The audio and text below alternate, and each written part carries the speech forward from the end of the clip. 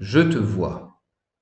Pour ceux qui ont vu le film Avatar de James Cameron, vous savez que je ne parle pas, avec cette phrase, de la vue ou de l'œil. Je parle de quelque chose qui a à voir avec l'intériorité.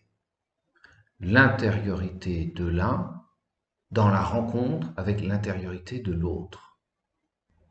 En salle de naissance, Marc Pillot, pédiatre, avait découvert le premier regard. Jean-Marie Delassus l'aura repris sous le nom de proto-regard un peu plus tard.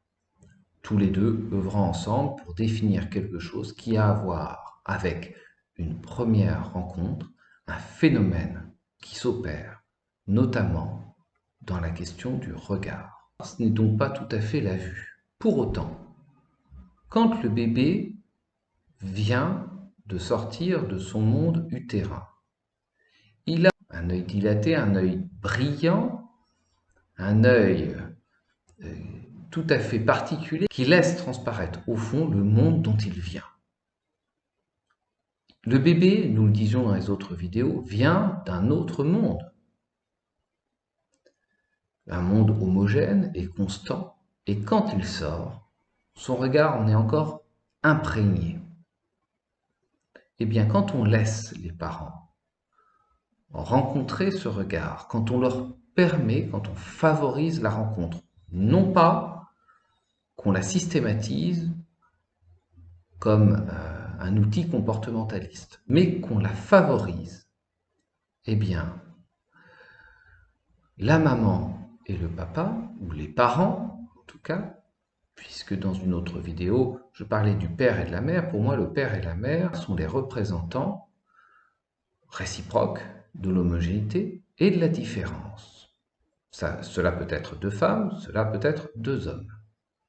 Jean-Marie Delassus disait que les parents rencontrant ce regard pouvaient s'en trouver parentalisés. Pour ceux qui sont au rendez-vous, alors, l'acte de naissance est ainsi signé. On est NAIT dans le regard de l'autre et non pas sous le regard. Être sous le regard, c'est être sous vidéosurveillance pour le bébé, par exemple. Et ça, c'est toujours quelque chose d'un peu pervers, de regarder l'autre à son insu. Dans le regard, c'est là où on s'accroche, où on trouve une accroche pour entrer dans le monde.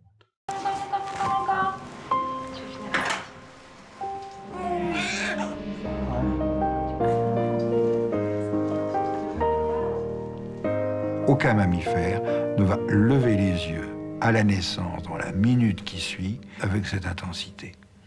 Donc nous devons nous poser la question, qu'est-ce qui s'est passé pendant la vie fœtale ?